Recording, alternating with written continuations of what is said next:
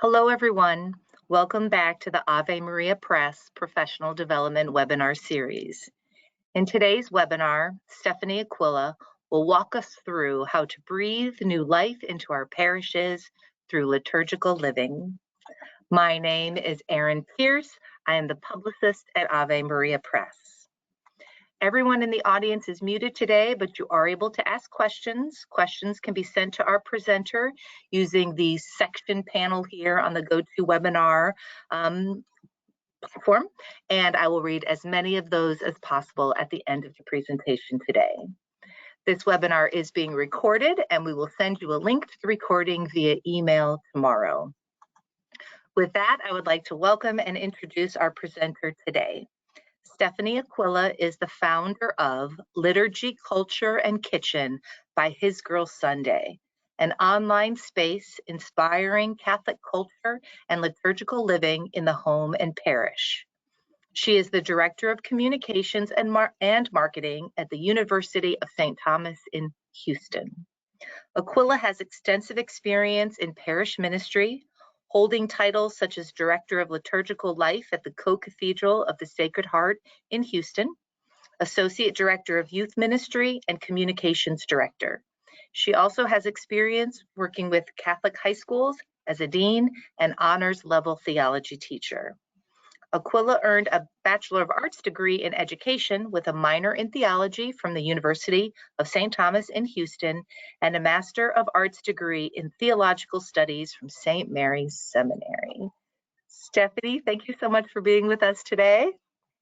Thanks for having me. This is so fun, and it's just such a joy to always be with Erin and all of our friends from Ave Maria. Yes, well, we're so happy to have you. As I said, I've got your PowerPoint up here, so I am going to turn off my camera and let you take it from here. Perfect. All right. Well, welcome everyone who is able to attend with us live, and for all those watching later. My name is Steffani. I'm so happy to be here. I am the Director of Communications for the University of St. Thomas in Houston and the founder of His Girl Sunday, which I started because I have a love for the liturgical year, and I was gifted a very rich tradition from my family and my community, and really wanted to share the joy that came from that and the way that my community and my family kind of elevated my life out of the mundane. From the time I was a child to this very day, the year has been a really enriching experience for me and has drawn me into a deeper relationship with Jesus and my loved ones. And so I want to share that with you. One of the cool things that I got to do not long ago was develop a position, the first ever that I have heard, and I've done some research looking for it to see, but the first ever Director of Liturgical Life position in this country. We started that at the Co-Cathedral of the Sacred Heart, and essentially this role, Director of Liturgical Life, exists to support the entire life of the parish, but also to support faith formation, the faith formation program, our ministries, our outreach. So all of the ways that the things that we do in parish life as a whole can be integrated into the liturgical and sacramental life of the church. So we're kind of like tying all of the ways that we extend ourselves and evangelize to others and learn back to the very core and the root of who we are. So I want to share with you, after 17 years of working in Catholic parishes and schools, how to revitalize your parish life and how to bring the liturgical life into the life of what you're doing, no matter what state your parish may be in right now. We can integrate this for the good of the community and for the good of families and for the good of individuals. So this really is beneficial to all of us in every season. Erin, you can go ahead and go to the next slide.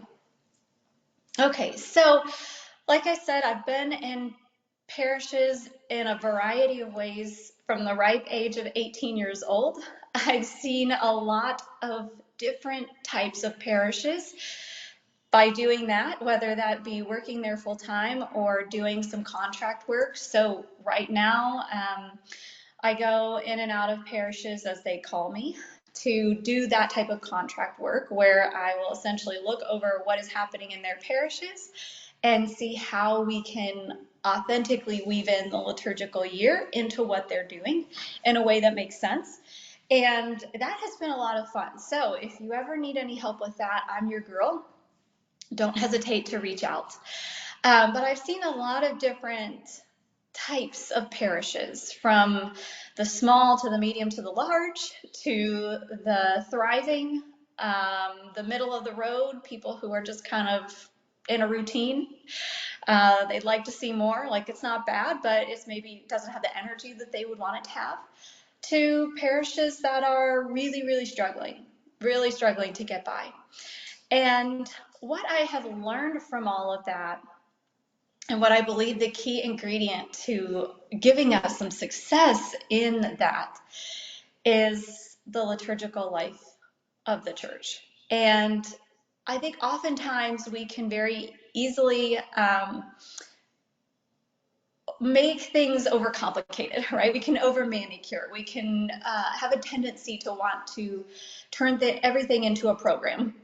And I think in doing that, in kind of over structuring things, we lose this kind of natural way of breathing life into the community that I want to, talk about and get into. So a little bit about across the board what I'm seeing, some of our struggles, and this may not be for every particular parish, but generally speaking, we're seeing isolation, we're seeing lack of involvement, we're seeing an overemphasis on parish employees and some burnout, and then just kind of a general lack of energy. And so the goals that I think we can achieve through adopting a liturgical lifestyle for our communities, not just in the domestic church, but kind of bringing that together, is by implementing more community traditions and experiences, creating a sense of parish ownership and buy-in, which I have to say, like, I use a little bit of my communications background and that kind of brand engagement and identity that I've been trained to do professionally into this, because it works and it helps, right? We want to be parishioners that have really bought in, for lack of better words, into our parishes and into our communities, and kind of have that loyalty, because that's the type of involvement that's going to drive some of your larger goals. And then we want a synergetic relationship, right, between the parish staff and clergy and our domestic churches. I'll get into this a little bit more in a minute, but right now, liturgical living has kind of been relegated to the domestic church to do. But after doing a lot of research into this topic, that's not really where it starts, and that's not really where it should live. It should truly be this kind of back and forth interplay, this relationship between parish and home.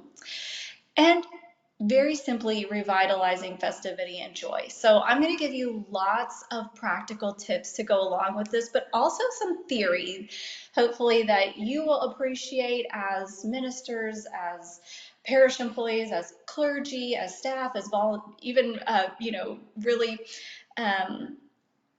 involved lay people. So we're going to try to hit all marks to help people understand why we should do this and how we should do this. So Erin, will you go to the next one for me? Okay, so the liturgical year is your most obvious and undervalued means for vibrant parish life. We try a lot of ways, right? And I've seen this over the last 17 years, a lot of different ways to get people involved, a lot of ways to give our parishes energy and a sense of mission.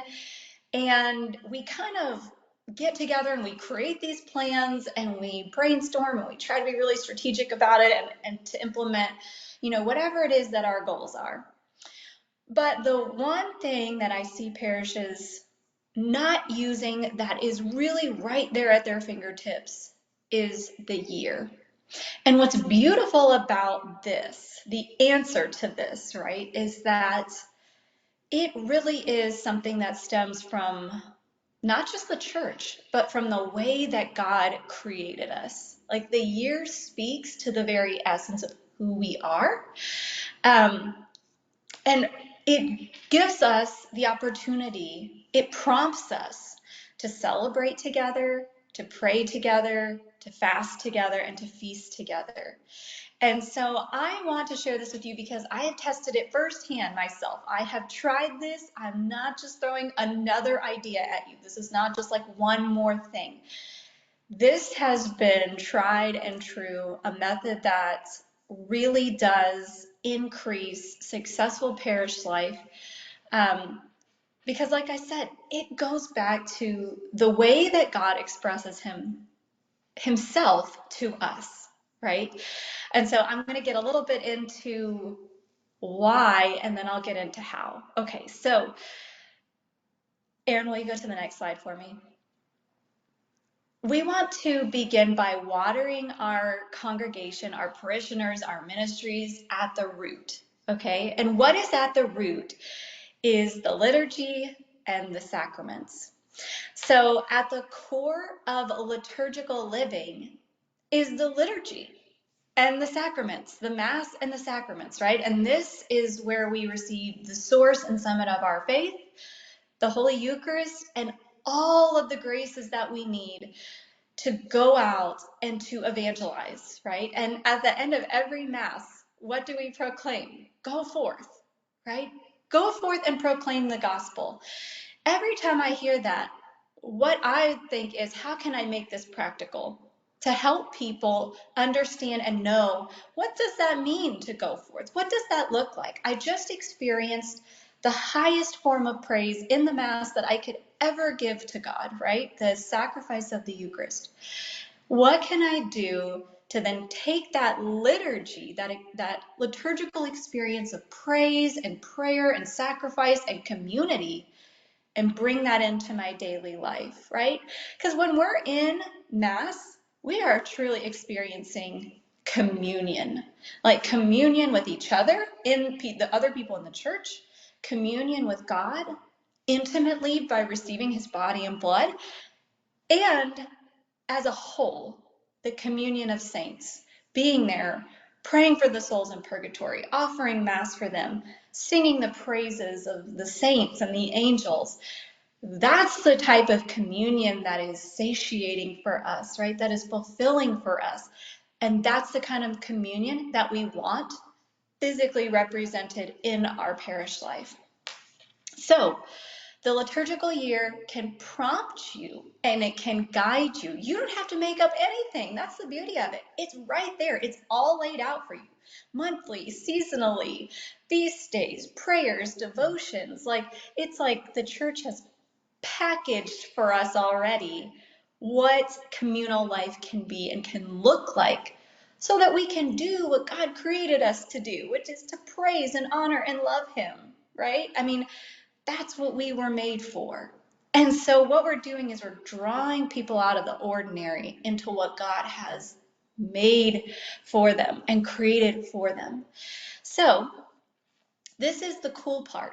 When we live the liturgical year, it's not just about having fun activities to do. It's not just about serving up an interesting meal that's connected to a season or a saint, or doing a fun event. We're going to do all those things, and we're going to make great connections out of them, and I'll explain that more in a minute. But the overarching purpose of the liturgical year is so that we learn how to live the year with Jesus. And that is the kicker. We want all of our participants, our parishioners, all of us involved in working for parishes, our volunteers, everyone involved, to live every day with Christ.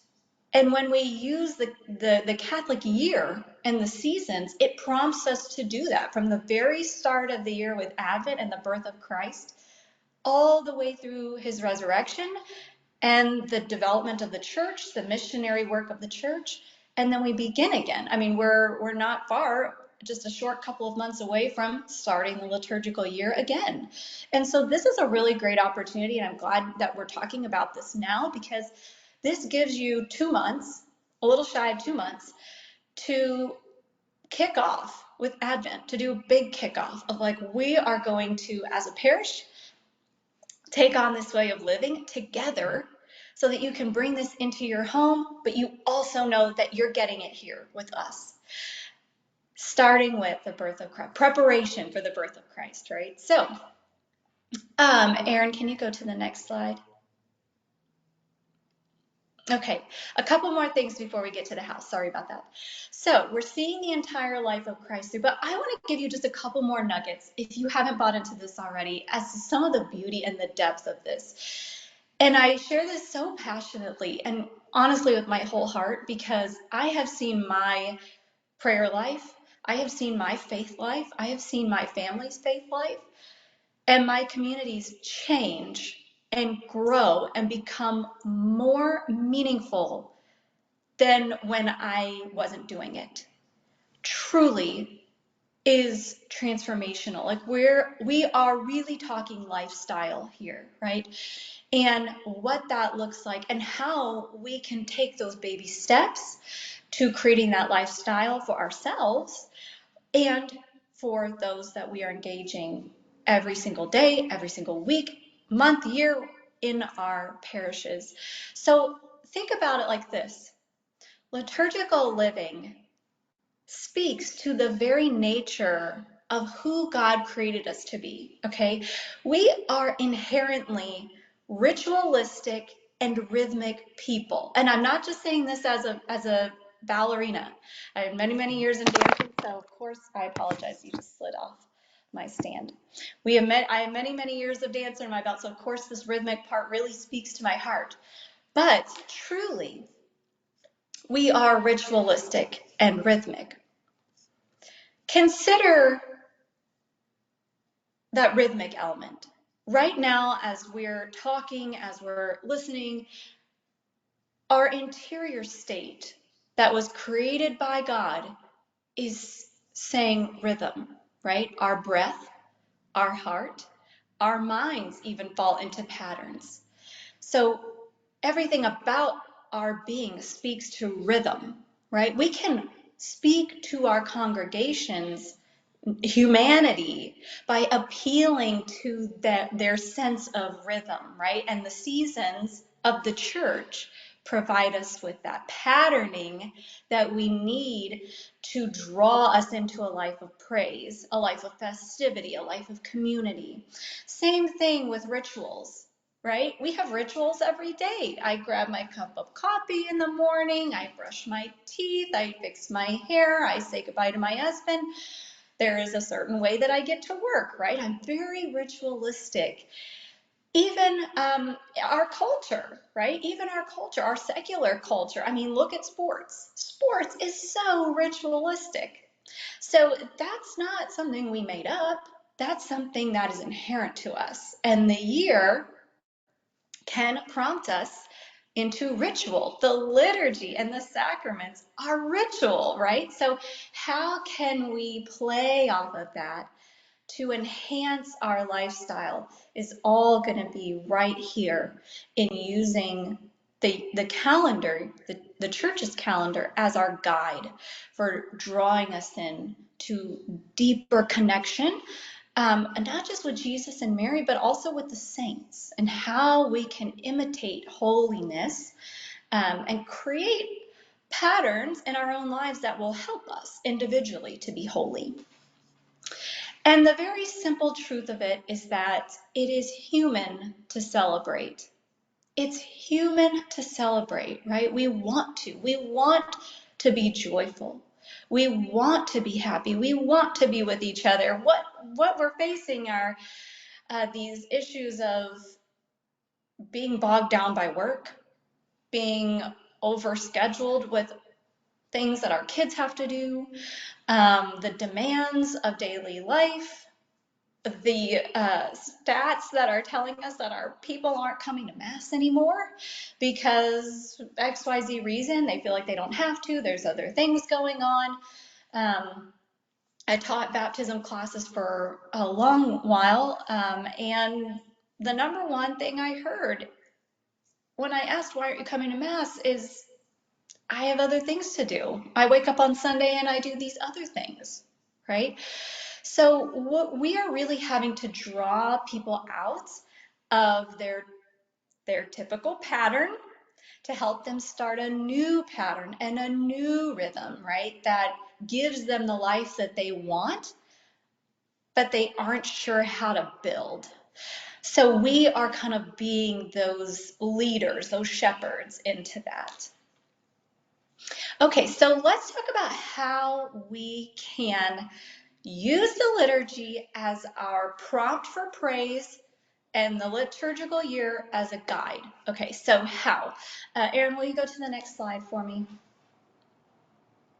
All right, so the first goal kind of goes back to that 2-column slide. So we're looking at what's on the right, and what I want to do is give you some key ways to achieve those goals by using the year. Okay, so number one is that we really want to inspire a sense of community. Community-wide traditions and experiences are right there at our fingertips. Drawing our families out of isolation is so important. And when I say families, I don't just mean like married couples with kids, but I mean families in the very way that the church uses the word. So individuals, couples whose children are grown and gone, our young adults who aren't married yet, and everyone in between, right? Everyone in all seasons. We want to draw together so that they can experience Jesus in and through us. Okay, that praise is shown as a natural way of being Christian, of being Catholic. And so step one, we can begin to look at our parishes a little more strategically through that lens. So when I go into parishes and they say, I want to start living the liturgical year together as a community, these are the initial steps that I take them through. And this is what I want you to begin with. Look at your parish's namesake. Are you doing anything for that day? Look at your devotional life. So think, what are our parishioners really into? Start paying attention to what gets them excited. And just going back to the first one, like for example, yesterday was the feast of Our Lady of the Rosary. That is my parish, Holy Rosary, here in Houston. And we have a week of patronal festivities. It's amazing. There are public lectures about the Rosary. We did a gala. We have a festival.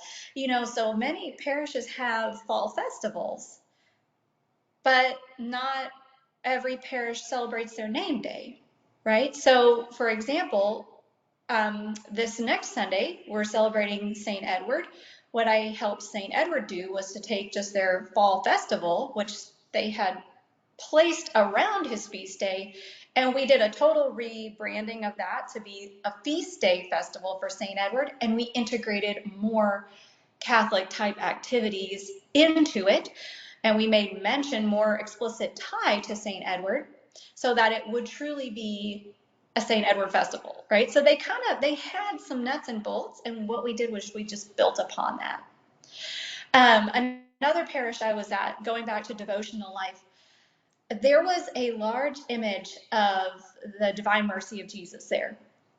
And every time I was there, people were, no kidding, flocked to the Sacred Heart of Jesus image. They wanted to touch it. They wanted to sit at the feet of it. They wanted to be right with it. And that is a springboard, seeing that, recognizing that, right? I'm watching patterns. I'm not doing anything at this point. I'm just watching. I'm watching patterns. I'm watching what gets people interested and excited and passionate about their faith. And so what do we do then? We start celebrating St. Faustina, Divine Mercy Jesus, and we start integrating opportunities to pray the Divine Mercy Chaplet, Or on Divine Mercy Sunday, we made Divine Mercy Sundays with, we pulled everybody together just after Mass, scoop out some ice cream, blueberries on one side, strawberries on the other, right? So it's silly, but it's fun. And it's like, I want to go together and have some ice cream with my community. And so we're just taking what's there and we're making connections, right? Other things to consider: geographical location, like some parishes that I've worked at are in the city and they're commuter parishes. We didn't use the same strategies that we did for some of our suburban parishes that are plopped right into the middle of the neighborhood. And then looking at our demographics. So who's there? What are the age ranges? What are the cultures? That's a huge one. Our cultures, the cultures of our parishes can indicate to us what will be a hit and what might not, right? The co-cathedral that I used to work at had 3 predominant cultures: American culture, Vietnamese culture, and Hispanic culture. So we played to those demographics, right? Because what we're doing is we want to reflect back to the people who they are and not impose events or activities on them, but to really just bring them to life. And that was huge in creating success. Step 2, develop a plan. Create a parish calendar and think holistically. Okay, so how can we create overarching opportunities where everyone can be involved? And then how can we provide support in a more granular way to our ministries, our smaller, more particular ministries, to our faith formation programs, and to our outreach opportunities? And these can all be woven back into the year. One of the things that I like to advise here is really something that has come from just years of being more attuned to people. And what tends to happen here with liturgical living is that it gets relegated to moms groups and families with children. I have seen parishes that have started this, and this is a great starting place, but it shouldn't be the end all be all. It shouldn't be the only thing. And here's why. When we say, here is this opportunity for liturgical living for our families, first, people tend to hear families and they think married couples with children. Even if that's not how you intend it, and I'm using a little bit of my communications background here to just like shed a little bit of light on this, there is a preconceived notion, right, that we have to break through. So I often will avoid using the word families and just say everyone or all individuals or everyone in the parish. Like, so I kind of just vary up the language a little bit because I don't want liturgical living to just be about how we can do arts and crafts with kids. I want liturgical living to reveal itself to our communities in the way that it's revealed itself for hundreds and hundreds of years. No kidding, the history of this truly shows us that liturgical living is intergenerational. It is for everyone. It hits everyone at all seasons. Why? Because the liturgy itself, the Mass, the sacraments, and the life of Christ is not something to be made as an activity just for children. There should be a place for everyone, just like there is a place for everyone at Mass. Praising God is relevant always, always. And so when we confine, right, and when we make it maybe overly programmatic, then we kind of take out that really natural element of it for us to be intergenerational. And then we lose the fruit that comes from being intergenerational. So keep it open, right? Keep it open. Don't make things too specific to certain age ranges, because we want to, again, keep it community-wide. Now, that doesn't mean we can't create plans for more specific ministries, and I think that's fantastic. We should do that. We should weave things in. But we want people to understand that it comes from a more objective place where we all belong.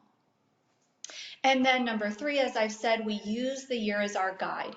So checking out what feast days are coming up, what solemnities are coming up, days of fasting, considering your parish name, devotions, and seeing what traditions already exist for that. This is the great thing too, is that a lot of these feast days and seasonal experiences, they already have things made for them. When I share online, people go, "Oh my gosh, you're so creative." And I go, "No, I'm not.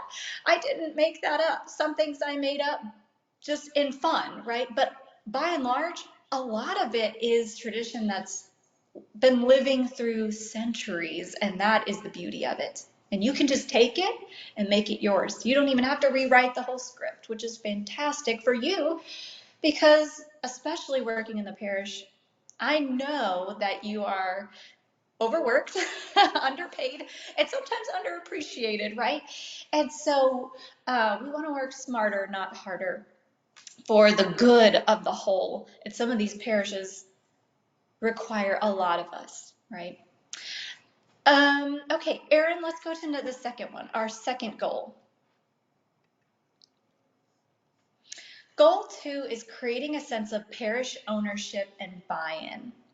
So the liturgical year will give you that. Okay, it will help you achieve that goal, because one of the things I know that we all want is for our parishioners to want to be there. We want them to love being there. We want them to give. We want them to give of their time, talents, treasures. And we want to be the parish that everyone's going, "There's something good going on over there. They are succeeding. They are growing. They are thriving. Did you see that thing they did last week?" Like, everyone wants to be that parish. And you can be. It is possible, even with what you're working with right now. Liturgical living, it doesn't require a lot of money. It doesn't require a ton of resources. In some ways it can, if you want it to be these over the top, these like wowza kind of experiences and events. But the beauty of it is that it doesn't have to. And you can create that buy-in, that type of ownership, in a couple of simple steps. So number 1, fostering a deep sense of belonging by people feeling valued and nourished. And this really kind of just appeals to our basic human psychology, that I buy in to what makes me feel like I belong and what makes me feel as if I'm being enriched. And this is a delicate balance, right? In that it's not, we are serving them and we are serving our parishioners,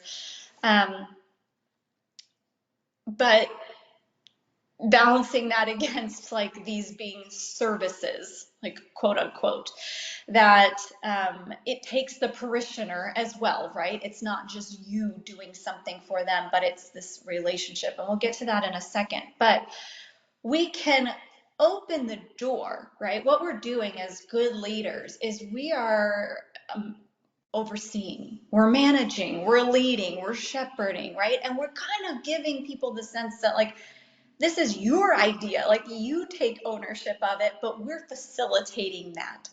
And that is a delicate balance and comes with practice.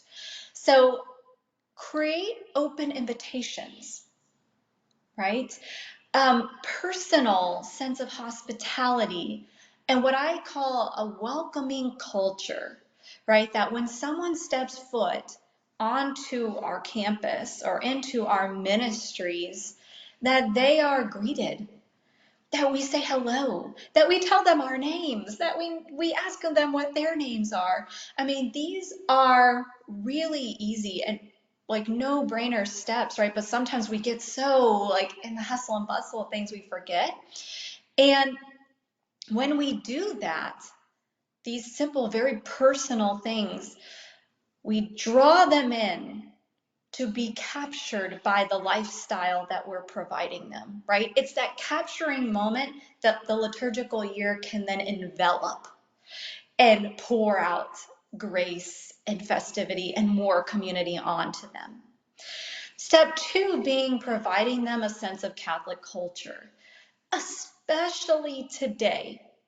In the world that we live in, with the politics that circulate around us, with the secular ideas that we're all faced with, and the multitude of things that bombard us, Catholic culture is essential.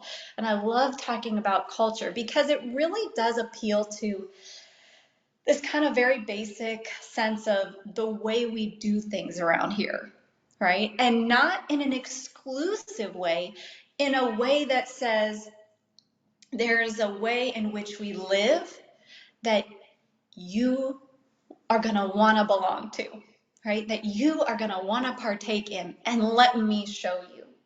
So people are able to get involved through the things that we offer that speak to us uniquely as Catholics. Catholics love being Catholic, and they love it because we're unique. We offer things that they can't find anywhere else. The Eucharist being the first thing, right? But then I often get asked about all of these intriguing traditions, like why do we have bonfires for the Feast of St. John the Baptist? Why do we put out skulls for All Hallowtide? Why do I make, they're called Ossi dei Morti, they're in English, Bones of the Dead for All Souls. There's all kinds of fun traditions, and people are intrigued by that. They want to know more. And I cannot tell you how often I get asked, why do you do the things you do? Why are you so happy about the things you do? I want to know more about that, right? And people want to be included. And so we can really use our Catholic culture, our traditions, our history, our theology to intrigue people, to draw them in through that sense of wonder and mystery, right, that we are all interested in. So the third thing, and this is just, again, sometimes I like to weave in my comms tips to help in a practical sense.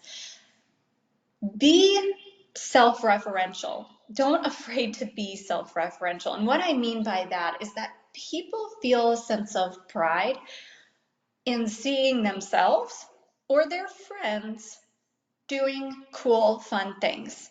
There is a reason why Facebook and Instagram thrive, because people like to see and talk about themselves and their loved ones.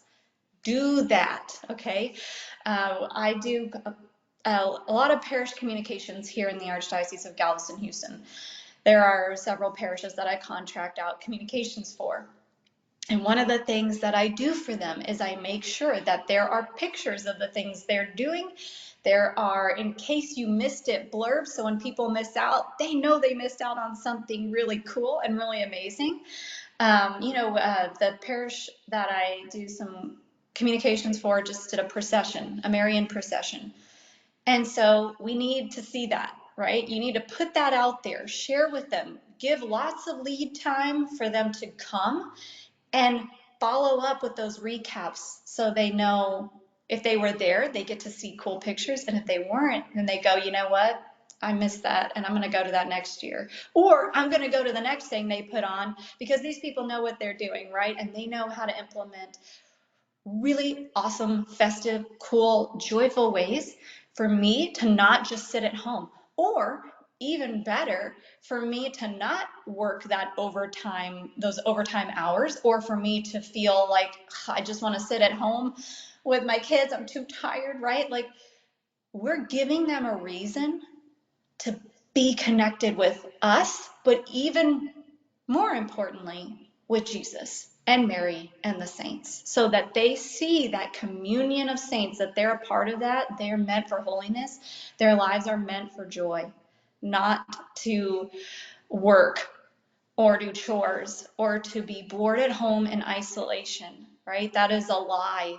Those are lies that the devil puts in our minds, right? These thoughts that it's not worth it. Yes, it is, right? And the joy of the Lord will show that. We'll show that to them. Okay, will you go to the next one, Erin? All right, goal number 3. And this is because I'm sharing this because I love parish employees. Parish employees are just hard workers. They are the glue that holds so many things together, and they often go unnoticed. And so I want to help you develop through using the year, a synergetic relationship, right? A robust, meaningful collaboration between parish staff and laity. Because what happens when I share this with parishes and I say, okay, we need to be living the year. You go, okay, well, we're already doing all these things. So how are we going to have time to then do all these things? Okay. First of all, I don't want you to look at it like I've got this list and now I've got Steffani's list of the liturgical year stuff. I want the liturgical year stuff to be woven in to your stuff. Okay, not 2 lists, 1 list. And sometimes we can weave them in together and they fit beautifully what we're doing already with what we want to do in connection with the year.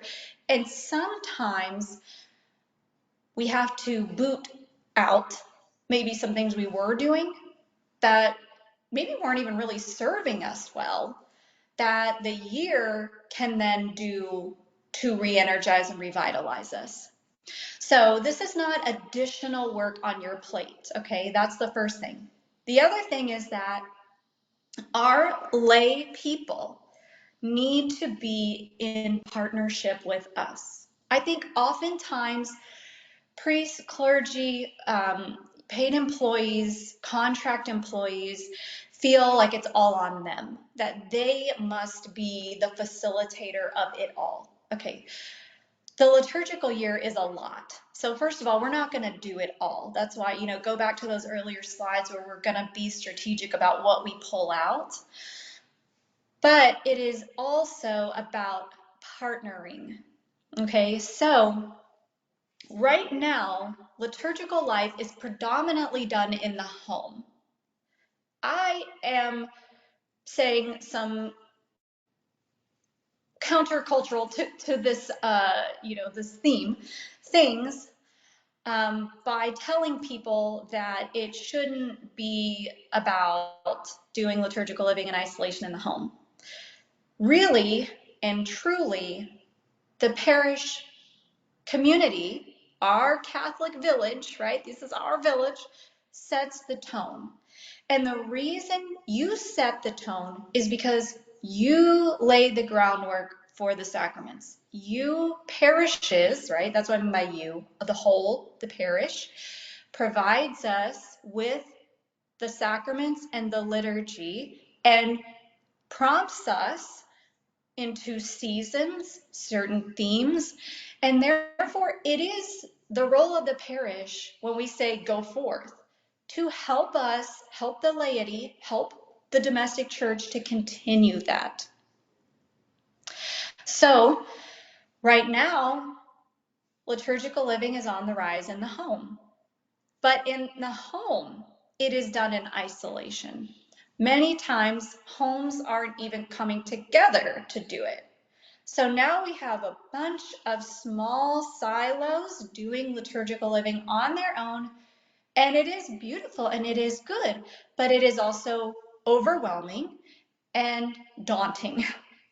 And I hear that over and over again.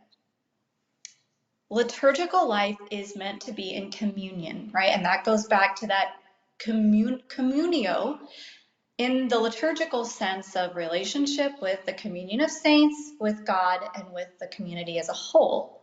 So we feel the weight when we do liturgical living of it being separate and in the home. So what I want is for you to come together with your lay people. I want to see the liturgical life of the church first being lived out in the church as a prompt for our families to take things home and to do things at home and to make it their own, but to not be on their own. So how can we collaborate with the laity in a way that is practical, right? Part of this is stepping out of our routine and beginning to collaborate. And I know this myself as having been a parish employee, that it can be very easy to get into a routine in which we're not really talking with the laity. It takes some practice to break out of that. And it really is truly just making it a point to meet people, right? To make connections, exchange information, and begin building relationship with them so that we can call upon them when we want to do something together. Sending out surveys to get feedback, like, hey, would you be interested in this? Is this something that you think you would want to participate in? Especially as we're starting a liturgical life in the parish, kind of, extending some feelers is a great way to not, just be firing things off into the dark. Inviting people into the planning and execution process of these things, of these traditions, and saying, hey, do you have time for a Zoom call? So I have this idea, like, I think you might like it too. Would you be interested? Or would you know other people interested in joining us to create this or to do this? And then delegating. So empowering, right? Not just like dumping onto the laity either, but really kind of in a facilitative manner, delegating to them while still offering support. So for example, I was working with a parish and I thought that a traditional St. Lucy choir experience would be awesome for them. And they loved it. We wanted to do this, but I knew I couldn't do this on my own. So I started collaborating. I met with the music department and I said, look, there is this long tradition of a St. Lucy's Day choir. The traditional song Santa Lucia is sung. The main singer wears certain regalia, the red sash, the crown, the whole nine, right? I wanted the choir to be in robes and to hold the candles that were lit. And I had these great ideas of like making saffron buns, the traditional St. Lucie saffron buns, and doing like saffron buns and coffee and cocoa before, kind of like a little like, mingle time, and then go in and listen to the choir as an evening, like a cozy pre-Christmas evening. And so we met with the choir, we got them on board, they started taking care of that element. I met with some parishioners that I knew liked to bake. I started telling them about the St. Lucie buns. I got them on board. We all started making these things. I set up the logistics to make sure that the night ran well, like created the comms, like set up the mingle area and all of these things, right? We really came together, and people were talking about this night for months after the fact because it was so beautiful. Oh, and we did that totally with the lights off. Only candlelight. So you really got this amazing impact of like the St. Lucie choir with their candles and the candle like headdress. It was amazing. But this is what I mean. Like, I could not have done that by myself. There would have been no way. So create the partnership. And what's cool about St. Lucy's Day is there is a home component. So what I did is I wrote up the home component and said, okay, on the Feast of St. Lucy, the eldest daughter typically wears that same thing that I just described, and she serves breakfast treats and coffee and to her family. And if there's any younger siblings, especially boys, they were to dress up as little star boys. And so we show them, like, the picture description, like, what to wear, what to do, what this looks like in the home. So here we have this amazing partnership, this synergetic relationship between parish and home for a really beautiful feast day in Advent. So take that, adapt that, or we can work on some more ideas together if you have any, but I wanted to give you at least one so you could practically see what that looks like. Okay, Erin, will you go to the next slide for me? Okay, goal 4, inspiring joy and festivity year round. So number 2, I'm just going to get into a lot of practical tips, but step 1 is really a call for you into action, and it's something I did myself. And I do for myself regularly in this role of sharing the liturgical calendar. And that is making sure that I am handling my own joy, that I am taking time as I need to be joyful in my own way, right? Because what is in my heart comes out in my ministry, in my interactions. And I'm not just talking about making sure I'm happy. I mean, really that disposition that the church and the saints talk about, a disposition of joy. And I want to encourage you as you dive into the liturgical year, because it really is about offering God a sense of praise through a multitude of things, right? But that praise comes from joy, true joy, lasting joy. And that means you got to take care of you. And I know you've heard that before, but sometimes we hear that and we go, yeah, I know, and then we move on. Okay, so I just want to say it and encourage you to not move on, to actually weave it into your life. And then step 2 is thinking, how can I extend that praise into everyday living in my parish with my community? So here are some ideas. I'm just going to kind of go through them and then we can talk more. Advent is upon us, right? So I'm going to set you up for Advent. You could offer a weekly reflection with light refreshments and time for prayer or sharing. Very low key, right? Doesn't require a ton of prep or a ton of resources or a ton of manpower.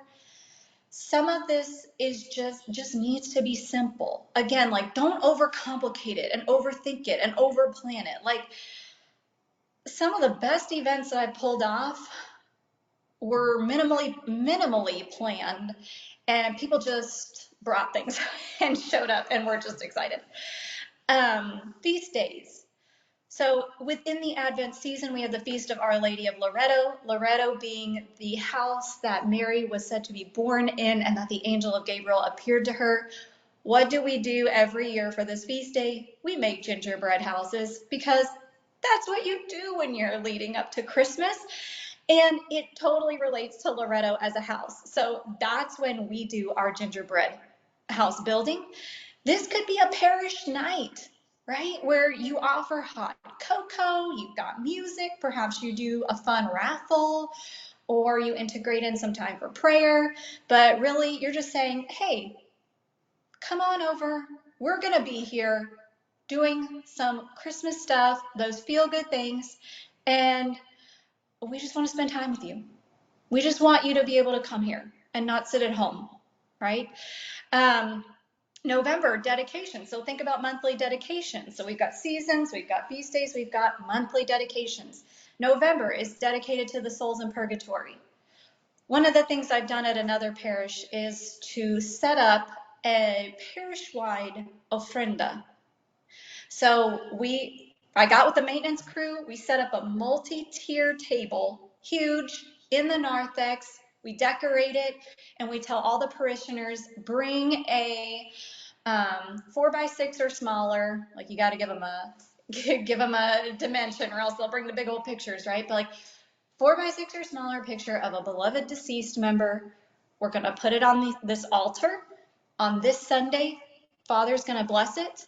We're going to leave it up for the entire month. We're going to be praying for the souls of your beloved deceased, right? In addition to the typical Book of the Dead that we leave out to put the names in. December is dedicated to the Immaculate Conception. This year, we are having an all-white party.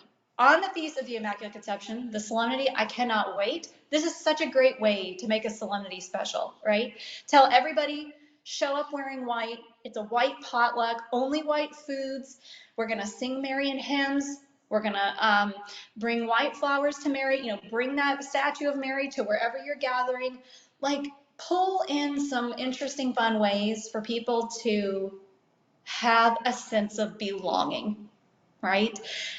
To show that we are a community that is pulled together through our interesting, amazing, weird, festive traditions. And it draws us in deeper to the season. All right, Erin, will you go to the next one for me? Okay. Additional tips, real quick before we get into questions. Additional tips. Create a liturgical living resource hub on your website, or start planting things into your e-newsletters or your Facebook posts. Establish a volunteer team if you wanted to make it a little bit more official, just so you know that you have some hands on deck that you can call upon.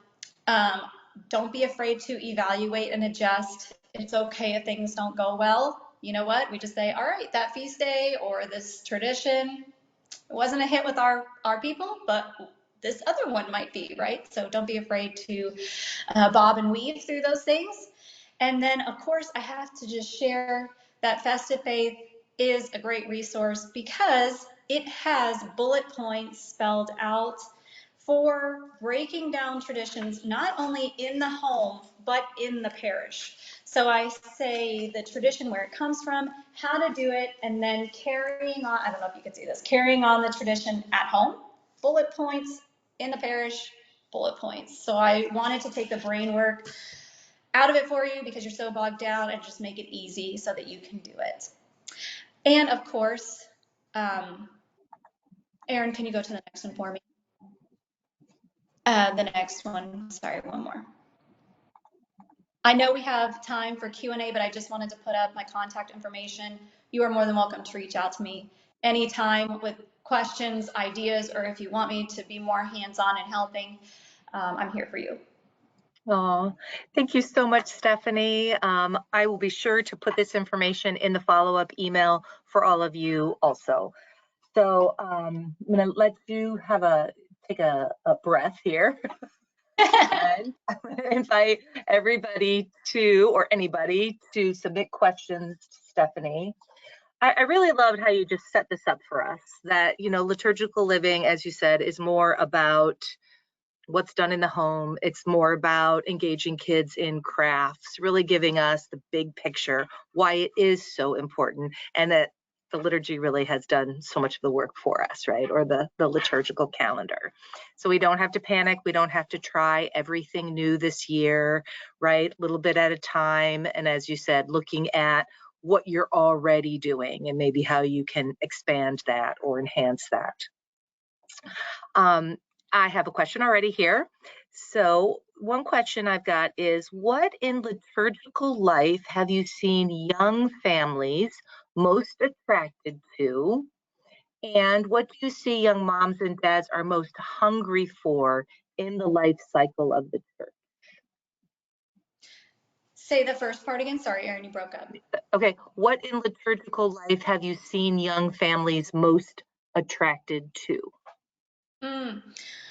I mean, this is a very timely question. Specifically, I know an event that works in the parish that does really well, especially for kids, are All Hallows Eve events that are very saint-centric. So the kids are invited to dress up as saints. All the games revolve around saints. The snacks are saint-themed. There are saint stories, really showing their kids that this feast day that appears to be very secular actually belongs to us in this super meaningful way. And I think, going a little more objective, anything that draws people's children into a hands-on approach to the faith that makes it tangible and interesting, traditions that do that are the ones that are going to be implemented. And then there was a second part. What do you see young moms and dads are most hungry for in the life cycle of the church?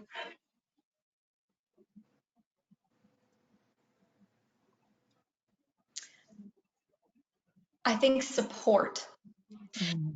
So it's not really something particular to the year, but more so the approach to liturgical living is that it is overwhelming if you're doing it on your own.